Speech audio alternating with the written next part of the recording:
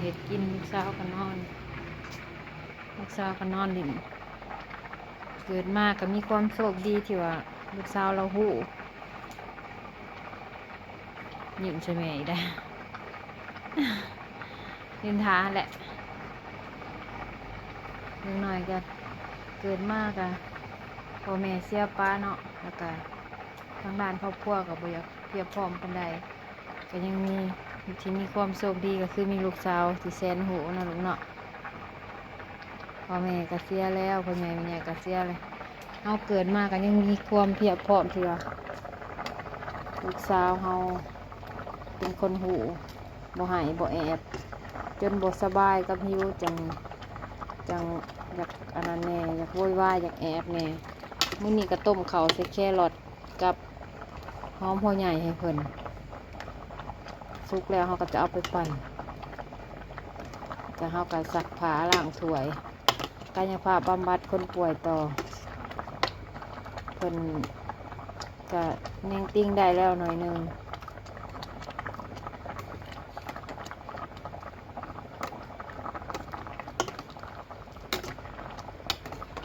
กายภาพบำบัดคนป่วยต่อเอาบ่มีรถไปซื้อของเฮามีแต่ซื้อเครื่องอาหารการกินน้ำในเฮาก็มีแต่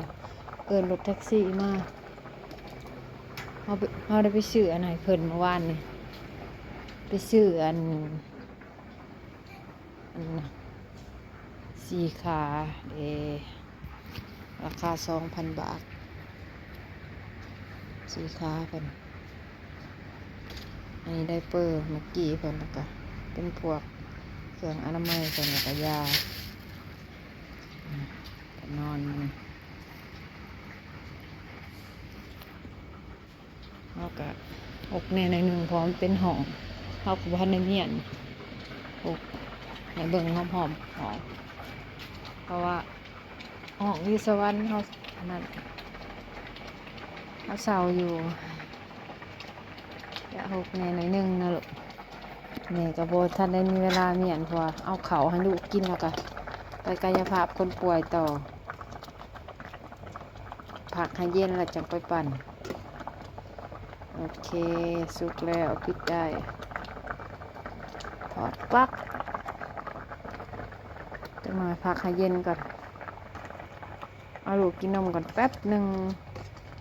แล้วก็จะผักให้เพิ่นเย็นแล้วเราก็จะไปปั่นให้ลูกเรานางหน่อยเพิ่นก็จะกินนางไออุ่นเพิ่นก็จะกินกินนมแม่เนาะเพิ่นทันได้กินนมนะนมแม่กระถาบุไปอาบน้ำล้างต้นล้างโตเพิ่นก็จะกินเฮากระถามหมู่หลายๆคนแปลกลูกเฮาต้องได้อาบน้ำล้างต้นล้างโตครับแน่จะได้กินเนาะ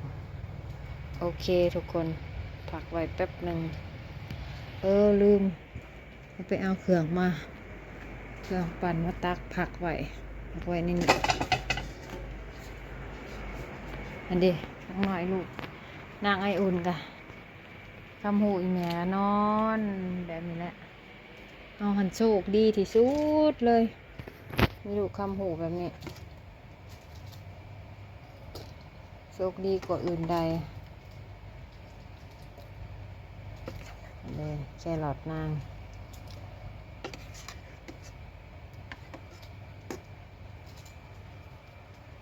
โอเคแล้วเฮากะตักเขาปลาไปให้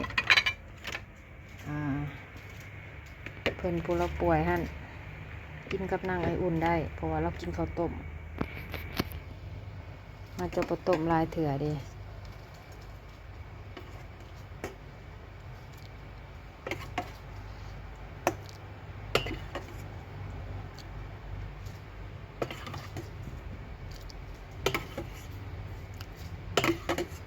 แบบนี้ทุกคนตื่นมาแต่ละมื้อโอเคกำลังไออุ่นได้เรากินกำลังไออุ่นได้สบายเราก็จะมาใส่ผักใส่ลูกชิ้นให้เราบริใส่หมกเป็ดดอกเราต้มแยกไว้ต่างหากเพราะลูกเขาผักเรากินอยู่แต่ว่าลูกชิ้นเราจะบ่อยกิน ให้ตัวนั่นใส่ไข่นำของเฮาเราเป็นของลูกเฮาเราเป็นไข่ต้มเอาไข่แดงทางกลางปะใส่เองเด้อแม็กกี้หมักหน่อยลายดีสวัสดีลาตากินข้าวนั่นเด้อลาตาสวัสดีเด้อไออุ่นกินข้าวนั่นเด้อเอาละสวัสดีทรงผมคือเท่แท้เหมือนนี่ลูกหลานอีแม่ลูกมัมมัมมัมมัมมะเป็นได้ลูกแช่บ่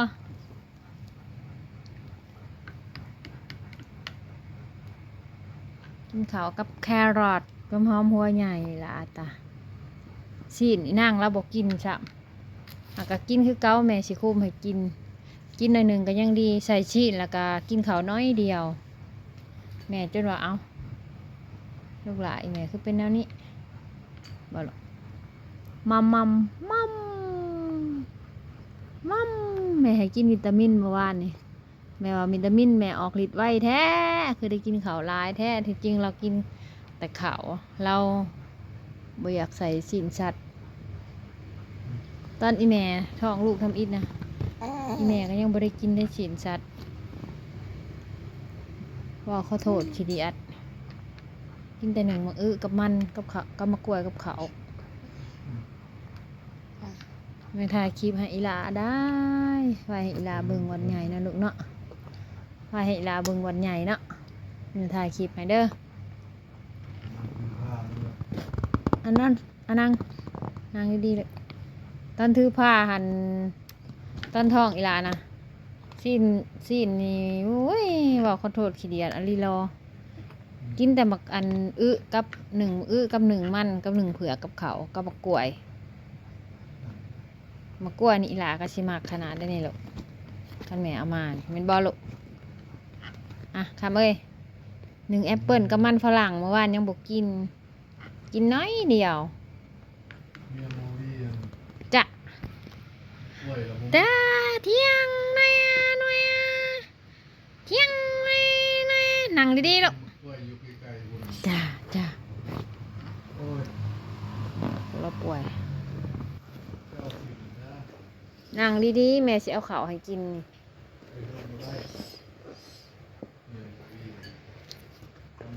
ชื่อแพมเพิร์ดไหนแพมเพิร์ดอีหลาตาเบิร์ดได้ตามตา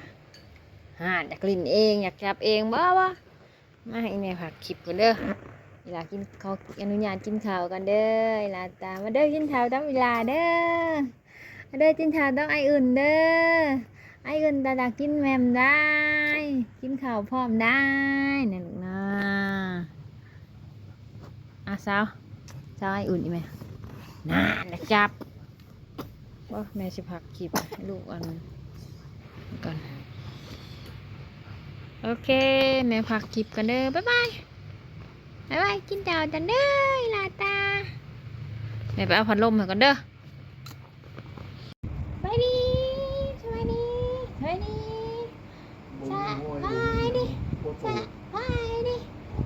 ลาตาสิกินข้าวกันเด้อลาตา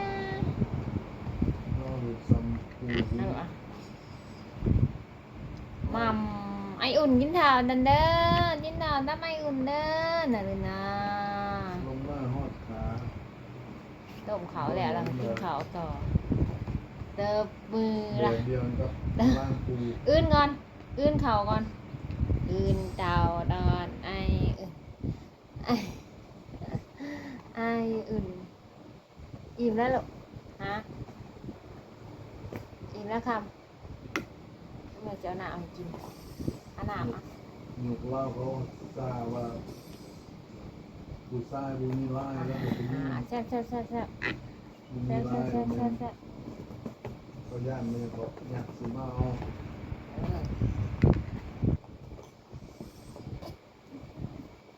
เอานั่งดีๆลูกนั่งซื่อๆแม่ให้นั่งซื่อๆมาแม่ให้นั่งซื่อบุญมีร้ายไม่เกินฮะให้นั่งซื่อๆเด้อลูกเด้อ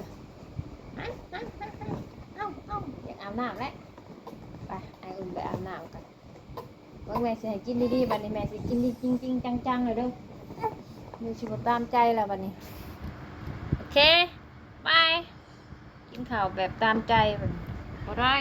ไม่ต้องให้กินดีๆ